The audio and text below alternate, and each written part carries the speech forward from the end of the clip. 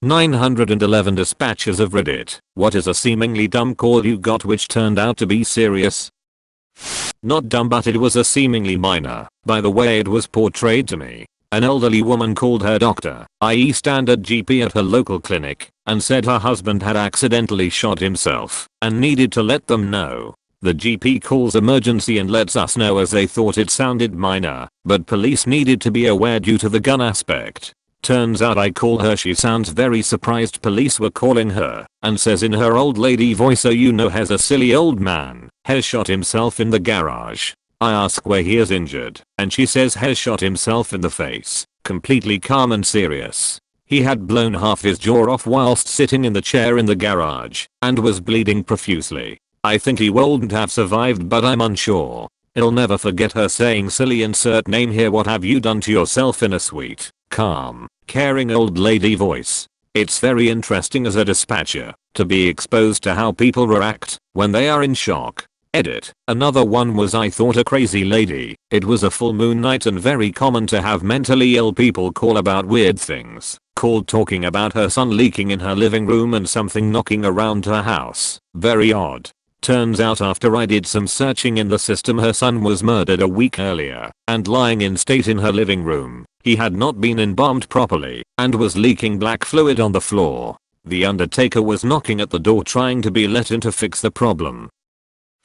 Man, to piggyback off the old people thing, had an older female call in saying her husband fell while in the basement. Pretty normal call, and I was trying to get info before turning it over to fire. EMS dispatch said she heard him fall with a loud bang. So I asked a few more questions because she was so lackadaisical about explaining this. I asked her if she could see him. She said no, he was bedridden. So I typed it up as an unknown complaint, but with details of a possible fall, and asked about any possible weapons before I turned her over to fire. I muted myself and stayed on the call listening to her explain what she had heard. Before she hung up, I unmuted myself and asked fire to stay on the line so I could talk to them. Told them it didn't feel right, so I wrote up a run for us to go. Also, we have enough officers that we generally get there before fire, so the popo get there. Old Grandpa Jameson had killed himself in the basement. She was totally oblivious or didn't want to admit what she heard, as if oh what happened. On another note, had an 89-year-old vet call in, gave his address, and said he was going to kill himself with a gun now and hung up. I was fresh new all by myself at this point.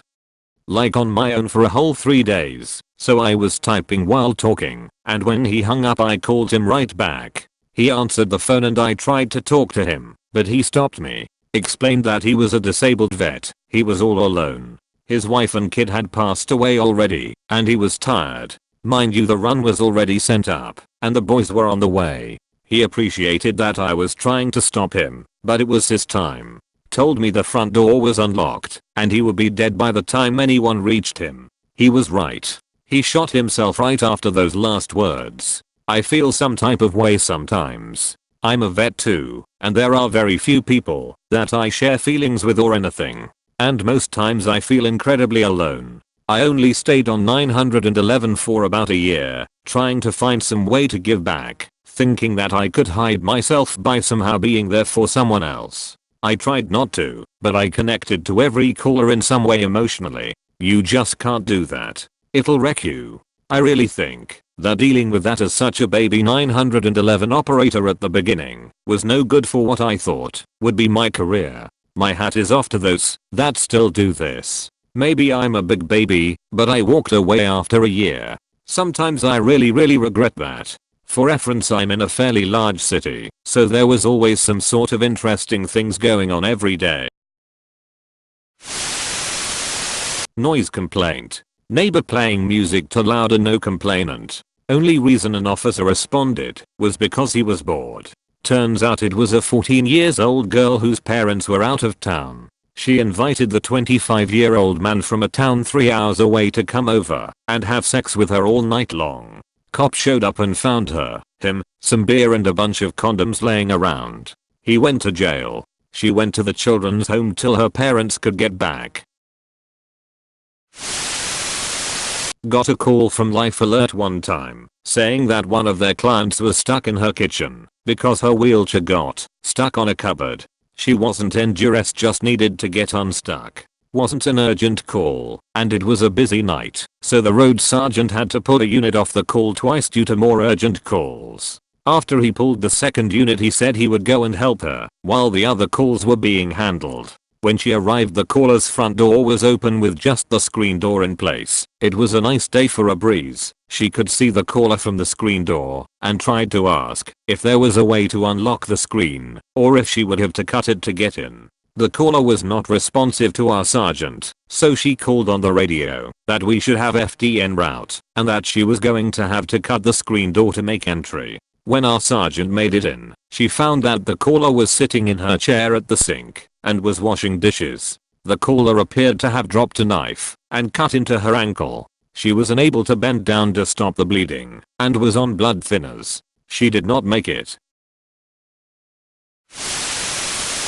When I was a military police officer, we got a call about an accident. A 2.5 ton truck T-boned a Saturn at a T intersection. When we arrived, we found the Saturn pancaked against a concrete barrier. The barrier was protecting against a 10-foot drop into a heavily forested area. We couldn't find the driver of the Saturn. As my partner and I were looking about, we heard people yelling from under the concrete. When we got down there, we saw where the flashlights were pointed. About 6 feet off the ground, there was a young woman tangled in tree branches about 20 feet away from the barrier. She was conscious but unable to speak. The truck hit her car with such force that her body flew through the broken windshield close to the passenger door into the woods, and she was saved by the tree line. She survived with multiple puncture wounds, a broken femur, broken collarbone, collapsed lung, rib injuries, and she lost one of her eyes. One of the weirdest things I'd ever seen. Really late to the party, but it's worth telling. My center took a call from a number like 5 times in an hour. Always radio silence on the other end. On the 6th call, we finally heard enough of a voice to know someone was there and got an address and enough to know it was serious. Make entry to the house and find the caller. A man had picked up his soon-to-be ex-girlfriend to talk. He then duct taped her mouth and zip tied her wrists and ankles and spent the next 14 hours beating her with a bat, raping her, used a blowtorch to give her second-degree burns all over her legs and genitals, and broke her cheekbone. It was an absolutely terrifying moment, and what made it worse was on review of the tape we could hear her say help on one of the previous calls, but couldn't hear it on the initial call-in. Not dispatcher but paramedic. Got called to a woman who told emergency she had hurt her knee. Literally what it said on our dispatch screen. This woman had been a serial caller for all sorts of trivial non-emergency complaints in the past. The local ambulance area manager had been to talk to her about appropriate use of ambulance resources, but nonetheless we didn't think much of it. Arrived and her right leg was nearly twice the size of her left leg. Her kneecap wasn't even visible, although some light palpation seemed to indicate it was about 15 centimeters further around her leg than it should have been. Turns out the previous afternoon she had hurt it when she had fallen about 2 meters off a ladder whilst fixing a gutter. Didn't think to tell dispatch this, but wasn't sure if it was bad enough to call the ambulance or go to hospital. She also though maybe she lost consciousness for a few minutes but wasn't sure. Her leg was so unbelievably swollen and unbendable there was no way she was going to be able to get it into a car, let alone how she would have driven herself with a dislocated knee as she lived alone and had limited support. So we reassured her it was a good use of our resources and encouraged her in the future to call the medical advice line after future injuries if she wasn't sure whether to call the ambulance.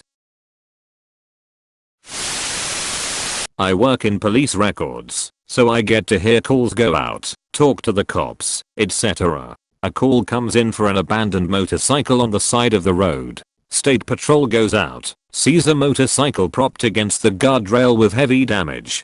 Take a look around, don't see anyone. Have it towed. Next day, a missing person report comes in, and we figure out that the towed MC belongs to the missing guy. They go back out and find his body about 50 yards back from where the bike was found. So, abandoned bike turned into a body recovery. That one stuck with me for a while. Poor guy just laying out there for a few days with everyone driving by. I live in Washington, so there is a lot of brush and trees right along the road in some places.